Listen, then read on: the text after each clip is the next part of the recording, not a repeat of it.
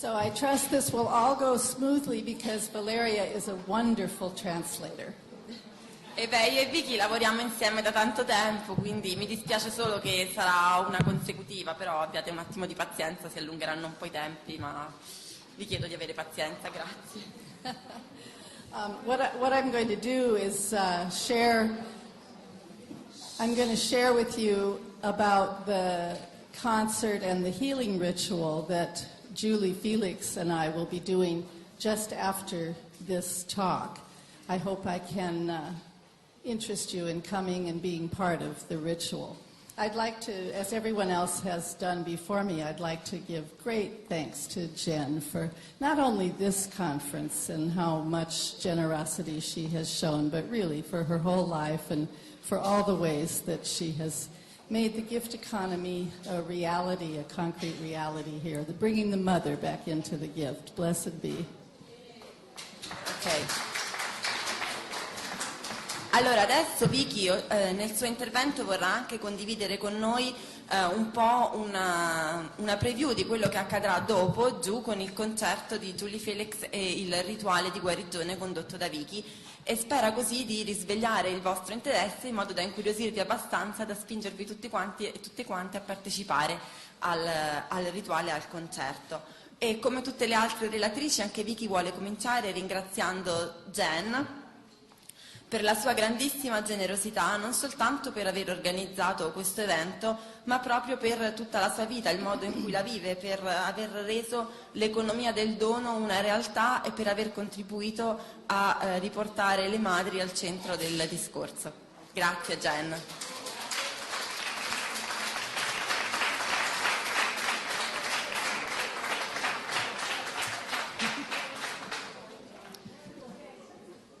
The natural gift of female healing. Those of us who live in modern Western cultures have lost touch with the natural. We've been brainwashed with propaganda that encouraged us to cut our ties with nature and utilize all the so-called modern conveniences provided by our capitalist consumer cultures. I was born in America shortly after World War II. My generation were unknowing guinea pigs on whom the first chemical experiments began at that time. We're the Betty Crocker generation. Packaged foods replaced the meals our grandmothers and great-grandmothers had cooked from scratch, and fertilizers poisoned the vegetables grown in our agricultural fields. When I was 4 years old, they removed my tonsils along with many or most of my generation. It was the latest, yeah? Too fast? Oh, we haven't been doing that. It's not in my mind. I'm so sorry. Why didn't you tell me sooner? Don't worry, I can do it. Ok.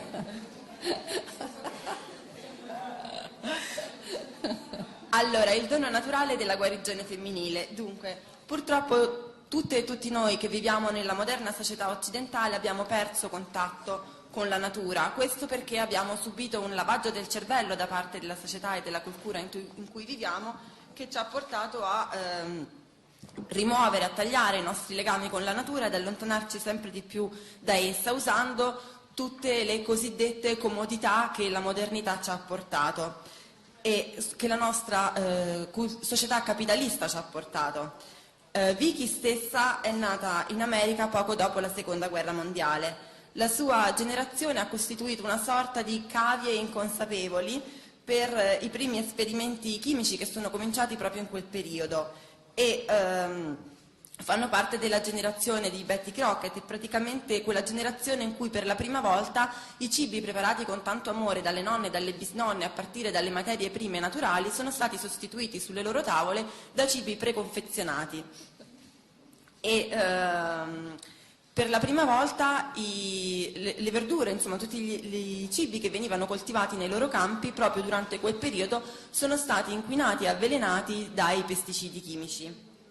E quando aveva 4 anni a Vicky sono state tolte le tonsille, a lei come a molti altri bambine e bambini della sua generazione. So where are we? To the tonsils. Okay.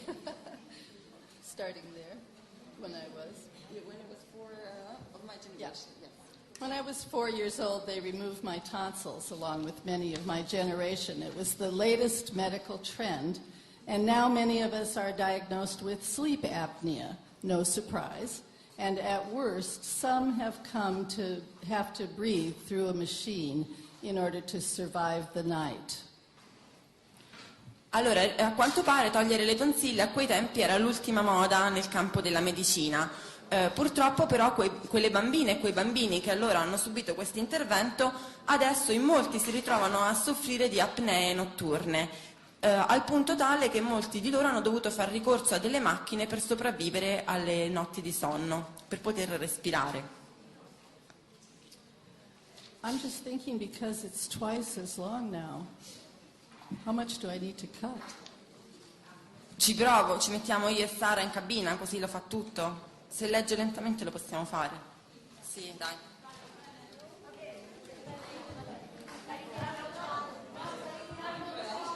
Sì. Vicky, it's sorry. I'll go in the book and try and do it. I think it's better. So you can just read that. Read slowly. I totally understand you and I more or less know what you're saying. So it can work. Okay. We're going to try it simultaneously. Brava, Valeria!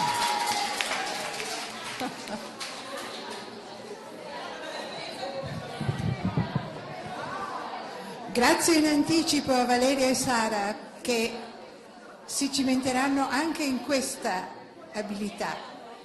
Grazie. È un problema se ci riproviamo, se no non si fa in tempo proprio. She hasn't been in the booth since school, since she learned to be a translator. Il tempo che io e Sara ci sistemiamo non li possono riprendere.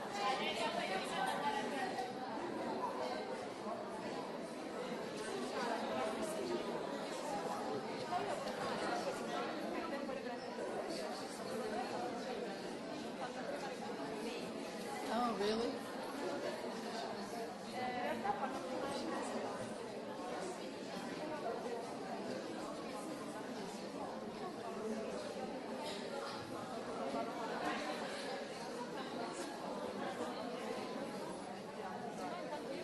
Maybe, maybe not.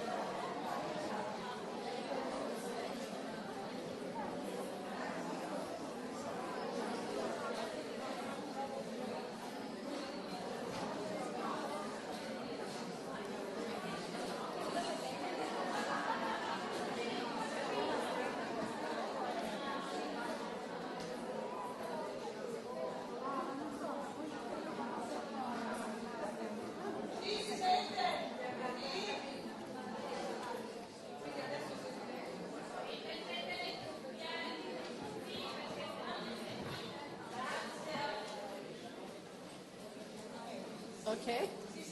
Okay, grazie.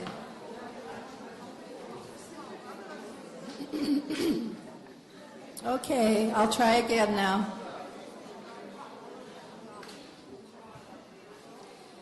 Instead of natural birth, those of my generation were born in hospitals, where sometimes our mothers were knocked out for the procedure. My own mother was diagnosed as not able to produce enough milk and therefore stopped breastfeeding me after only a month.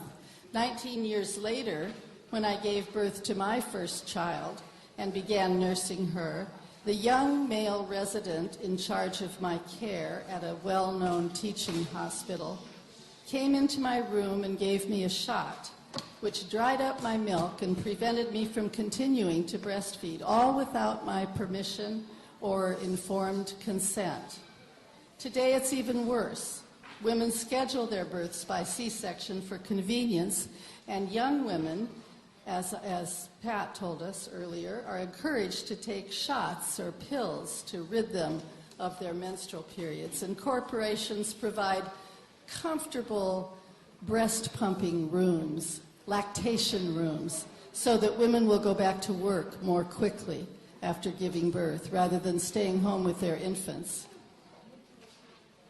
I grew up eating non-food items on a regular basis, along with massive amounts of sugar. Food prepared in my household came from boxes and cans, and I don't remember eating a natural green vegetable until I was 29 years old.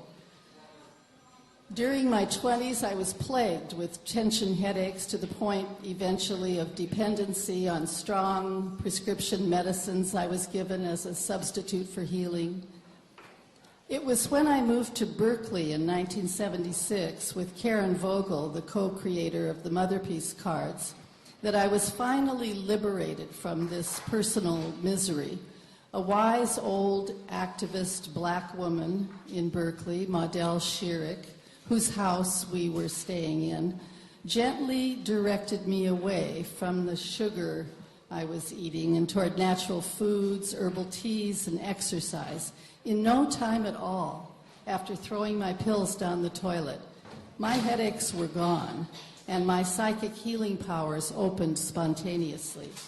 Since the late 1970s, I've spent a large portion of my net income on organic foods, which I consider to be my health insurance plan. And I have mainly avoided Western medicine, healing myself and others through natural methods. But also in these decades, I've watched with horror as mainstream American culture has uncritically embraced industrial foods. Almost all of us have so-called allergies now. Degenerative diseases are rampant, and the immune system is said to have turned on itself, creating what, for lack of understanding, are called autoimmune diseases. The heartbreaking part of this for me as a healer has been to watch the way people have come to rely more heavily on allopathic medicine while losing trust and turning away from natural healing methodologies. Even so-called natural healers and hospital-trained midwives now gravitate towards scientific explanations for their alternative or complementary healing approaches. But natural healing comes from the mystery, not from science. It utilizes and partakes of invisible and non-rational forces. All over the world, for tens of thousands of years, healing has been done in communities through group ritual and ceremony, and individually through prayers and interventions by specialists whose alterations in consciousness facilitate contact with the invisible world. American models of allopathic medicine, industrial food production, big agriculture, and genetically modified seeds are being thrust on all these indigenous communities now to the detriment of their ancient traditions of spiritual healing. Just as so many species are endangered and going extinct, so globalization is eradicating the old knowledge and practices that have been a part of our collective human heritage for 200,000 years. I developed the transformational healing ritual that we're going to do tonight in Berkeley in the late 1980s when I ran a school for women healers in an adapted shamanic tradition that came out of my personal experiences and my research. It was a very open period of possibility before the corporatization of absolutely everything had happened. Because I had a large group of third-year students who wanted something more specialized, I created a kind of laboratory where we could experiment and develop group ritual healing practices for our community. This healing group was quite effective, and we experienced many seemingly miraculous healings among the volunteers who allowed us to work on them. Over the course of several years, brain tumors evaporated. People with full-blown AIDS measured raised T-cell counts.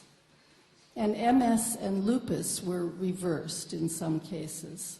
It was a heady time for me, and then when the markets collapsed and corporatization expanded, students couldn't pay their tuition and my school closed. With the publication of Shakti Woman in 1991, I was invited to teach in North and South America, England, Europe, and Australia, and I introduced the transformational healing ritual as part of my shamanic workshops. We learned through practice that the form of a healing ritual needs to be well contained if it's going to be safely held and direct the high voltage forces in a grounded and effective way. Every person in the circle is essential to the process and must be focused and involved, whether sending energy or receiving the healing energy. The more bodies in the circle, the better, the stronger the power, and thus the necessity for grounding and containment. Likewise, the more people in the circle, the more ecstasy is available to all of us. When the healing is completed, the healers, as well as the so-called clients or patients, universally experience a generalized state of well-being and contentment. To begin to understand how this kind of group healing works, we can go back to our oldest ancestors. We can go back to Bernadette's Khoisan people, the Bushmen of the Kalahari, whose healing rituals are world-renowned, partly thanks to sensitive anthropologists like Richard Katz, whose latest book on that kind of healing is called Healing Makes Our Hearts Happy. He invited the San people to articulate their practices in their own words and concepts. First of all, they use rhythm, polyphonic music, which provides, quote, a highly social outlet for tensions, a spiritual vehicle for reinforcing the group's mutual reliance on one another, and a sense of place in their environment. All the things that the indigenous women have been telling us all weekend. I've learned through practice how important rhythm is to the success of the healing ritual. Keeping a steady drumbeat is paramount. Let the rhythm unlock the pattern was the instruction I was given during a potent healing ritual at the Michigan Women's Music Festival. Whether we have one drummer or 100 drummers, the beat must be maintained without discordance. We also use song and dance as we practice group hands-on healing for the people lying in the center of the circle. Tonight we won't put people down on the ground because we'll be in the courtyard and it's gravel. I don't think it'd be too comfortable. But we will do some hands-on healing inside of the circle using chairs. The Bush people sing and move their bodies throughout what they call their community healing dance. Quote, the synchronized presence of the whole community celebrates the healing power's existence. And it is this powerful group magic that I have attempted to adapt for our more fragmented and fast-paced Western lifestyles. The ritual demonstrates the existence of a unified field of healing force, which we can tap into and bring down into our community, and where for an hour or so we can feel connected as our habitual sense of separation is erased. We actively practice the art of giving in the healing work. When we were developing the healing ritual in my Berkeley laboratory, what took us by surprise was the spontaneous heat that arose in our individual bodies and suffused the group, so that the room became like a sauna. I came to call this the heat that heals. Sometimes the bodies we were working on in the circle got so hot it felt like they were on fire. I equated this spontaneous heat with the Kundalini energy I was running in my yoga practices, and I assumed it was part of the Indian tradition. I called it Shakti, or snake power. But the Khoisan in southern Africa also describe the boiling up of an energy that they call num, or nom. It happens when, this is a quote, when people dance strenuously or sing the healing songs strongly. And for that, we have Julie Felix to lead us tonight. It leaves their stomachs, he says, and travels up their spines and out to their fingers, where it may be used to heal by the laying on of hands. They have cultivated this magical ability and have specialists in their communities who are called to the work and who train for many years to be profound healers using the known. Recently, what has excited me in regard to the group ritual healing is the current research on the female hormone oxytocin, about which I have written and spoken so much over the last decade. Lydia Rule gave me this necklace. It's the oxytocin molecule.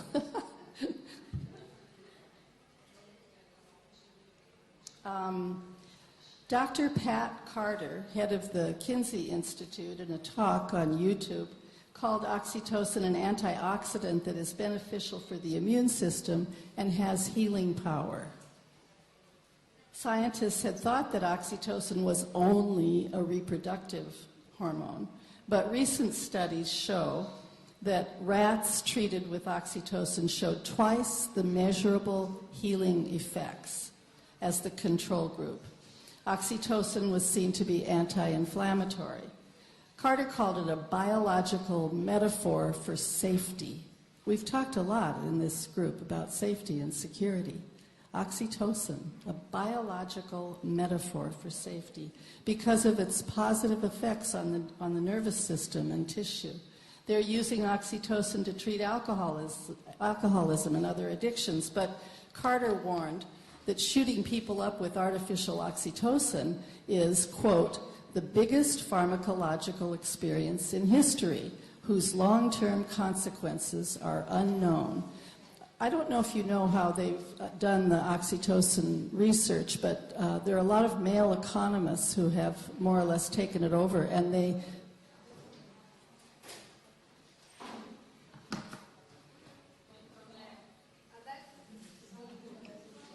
Okay.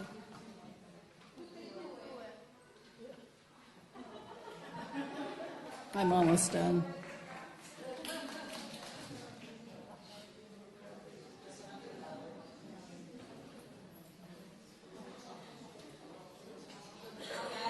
Yes, go. Okay. Anyway, they're using artificial oxytocin, and you will know that, a lot of you, because it's called Pitocin.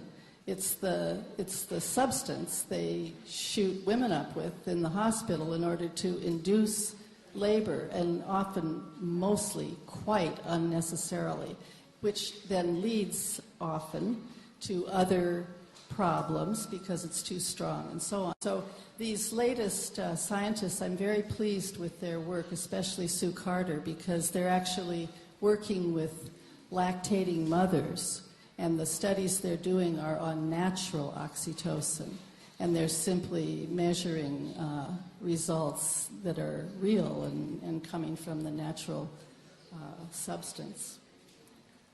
I bring this up, this oxytocin thing, because the entrainment that happens in the transformational healing ritual, especially when it's practiced by large groups of women, produces natural oxytocin.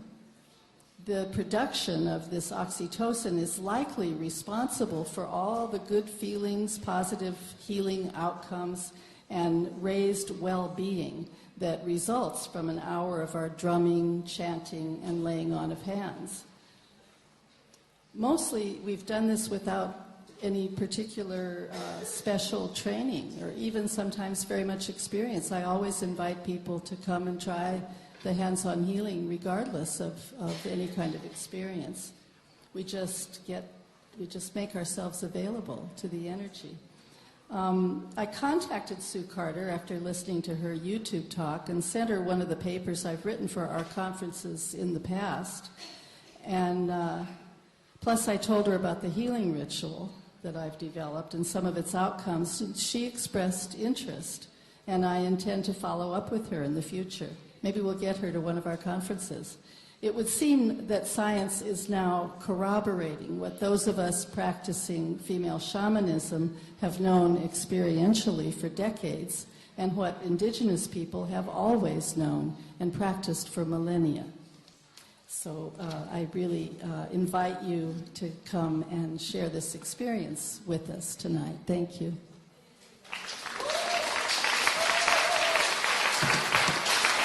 Thank you, Valeria.